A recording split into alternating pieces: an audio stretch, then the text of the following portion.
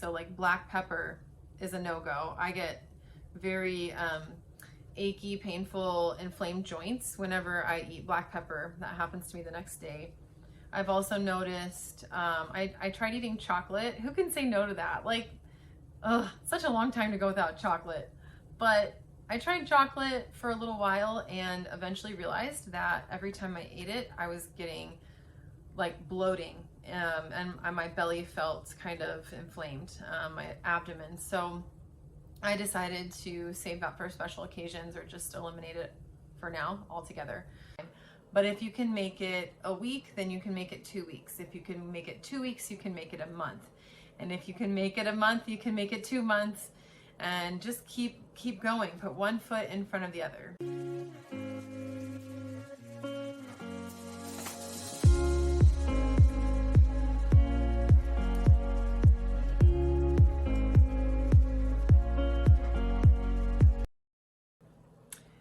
Hi everyone, welcome to the first video in a series of videos over different diets that you can try for your health. And today we're going to start things off with the Autoimmune Paleo Diet, otherwise known as AIP, sometimes called the Autoimmune Protocol. And there are some people that will argue with you that the Autoimmune Protocol is not the same as Autoimmune Paleo, but I think that's just because paleo is different. So if we're talking about a paleo diet, that is totally different. I'm going to do another video coming up soon on that diet, as well as Whole30, and those two diets are actually quite similar. So that's something to look forward to if you're curious about more. AIP is a diet that is specifically created so that you can eliminate all the foods that could cause a trigger to your autoimmune condition and all the foods that could be causing inflammation. The idea is that you take out a ton of foods from your daily diet, and you would try this for between 30 and 90 days. I would recommend at least 60 days. 2 months is kind of a minimum in my opinion. I felt the best after 6 months, and I know that seems like such a long time, but if you can make it a week, then you can make it 2 weeks. If you can make it 2 weeks, you can make it a month. And if you can make it a month, you can make it 2 months, and just keep going. Put one foot in front of the other. So this type of elimination is perhaps the most severe out of all the different elimination diets that are out there.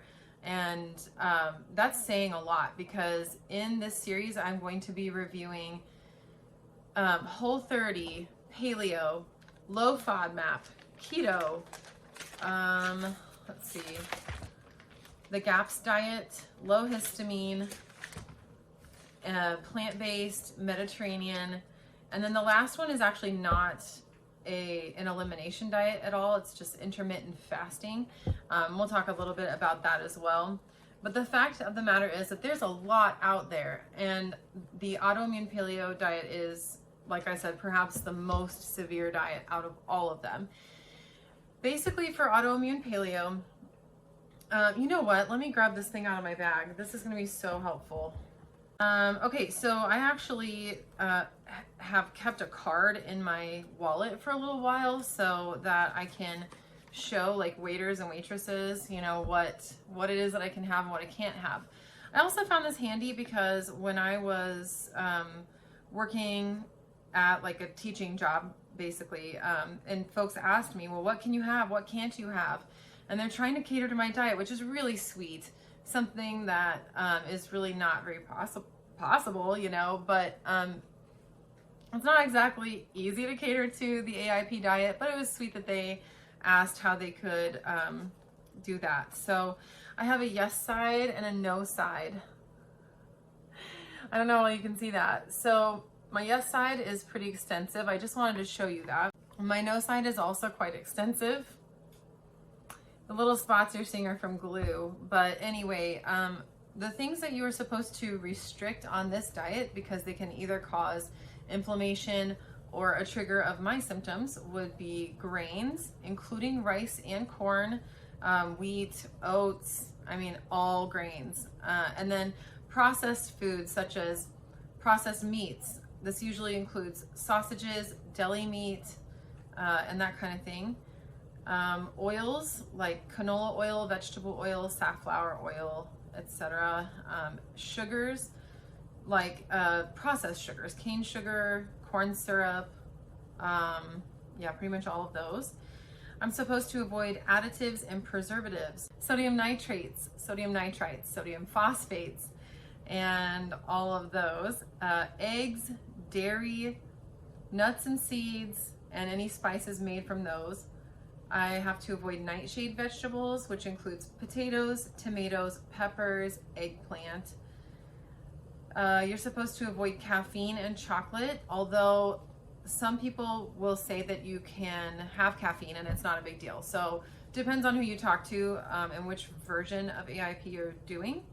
But cocoa or cacao is a no-no.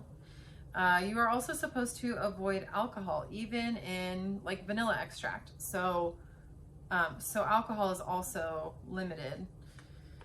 I will say that I have found some things on this list, the yes list, that I also can't have. So some of the yes things are going to be taken off of my yes side. I need to make some edits to this. It is possible when you do the diet that you will find certain foods are still problem foods for you, even though you're allowed to have them. So some people will ask me, if you can't have all those things, what can you have?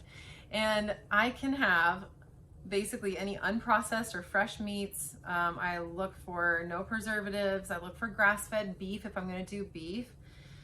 I can do cruciferous veggies, although actually I have trouble with a lot of those, but you can have those if you follow AIP.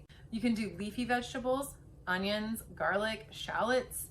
You can do herbs, squashes, root veggies and starches such as sweet potatoes, plantains, carrots, radishes, turnips, cassava plant, including the yucca plant. It's also what you find in tapioca products. You can have that as well. Any coconut products, coconut milk, coconut flakes, coconut flour, unprocessed oils such as virgin olive oil, virgin coconut oil, and virgin avocado oil. Natural sugars like maple syrup, raw honey, coconut sugar, and a whole plethora of fruits. And I try to follow the clean 15 dirty dozen as far as organic fruits and veggies. So I do buy some things strictly organic, such as apples, strawberries, and certain leafy greens I try to buy organic. So that's basically a summary of what you can and can't have on AIP. And eventually you are allowed to reintroduce some things. So let's say that you do the diet for 60 days, you're feeling loads better, you are having very few symptoms of your condition and very little digestive issues. Then what you want to do is start the reintroduction. This happens in 4 phases, and even within a phase, it's like stretched out. Okay, this is coming from the paleomom.com website. When you're reintroducing, stage 1 foods include egg yolks, just the yolk, fruit, berry, and seed-based spices, seed and nut oils, ghee, occasional coffee, cocoa or chocolate, peas and legumes with edible pods, and legume sprouts. And obviously, I mean, maybe it's not obvious, but these are foods that are the least likely to cause people problems as they reintroduce, and that is why they are in stage 1. You definitely don't want to reintroduce all these at the same time. There's a more specific process where you try just a little tiny bit, and then maybe you eat a full serving if you don't have an initial reaction. So I'm going to link in the description the page that talks about reintroduction. It might be the same page for just general AIP, but I'll share all that in the description below. Stage 2 foods include seeds, nuts, chia seeds, coffee on a daily basis, egg whites, grass-fed butter, and alcohol in small quantities. If you have trouble, for example, with like everything in stage 2, you may choose not to even do stage 3. There's probably something else going on, or maybe you need to find like a food sensitivity test for you. Otherwise, there's a really poor chance that you're going to do well with stage 3. So make sure that before you do stage 3, you're successful with some in stage 2. And stage 3 foods, that includes eggplant, sweet peppers, paprika. Those are all nightshades, so we're talking nightshades. Peeled potatoes, also nightshade. Grass-fed dairy, lentils, split peas, and garbanzo beans. So those are like legumes. It looks like more legumes that we can reintroduce. Honestly, if you were successful with stage 1 and stage 2, and then you're moving on to stage 3, there's a good chance that you'll be okay with these. Stage 4 foods include chili peppers and nightshade spices. These are like spicier nightshades. Tomatoes, unpeeled potatoes, alcohol in larger quantities, gluten-free grains, and pseudo grains. I wonder what pseudo grains are. Rice and corn, maybe. Traditionally prepared or fermented legumes, white rice, and then foods that you are allergic or have a history of reactions to. Gosh, I guess if at this point you've done well with all of the stages and you are feeling good, there's a chance that you've healed your gut. And I bet that's why they are recommending that you can try those foods again and see how you do. So those are the stages. And then if you are successful, you can continue to eat that food long term and leave it in your diet long term.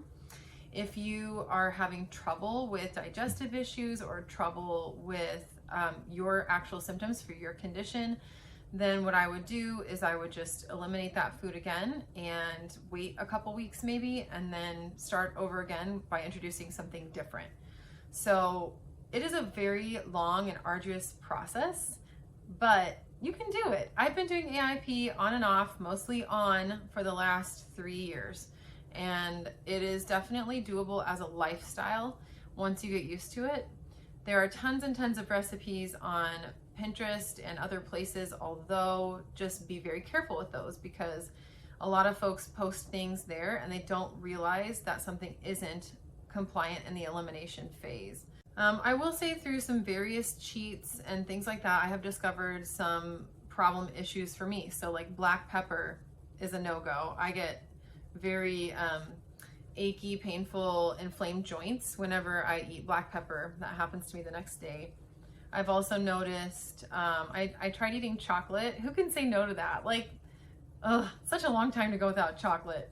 But I tried chocolate for a little while and eventually realized that every time I ate it, I was getting like bloating and my belly felt kind of inflamed, my abdomen. So I decided to save that for special occasions or just eliminate it for now altogether.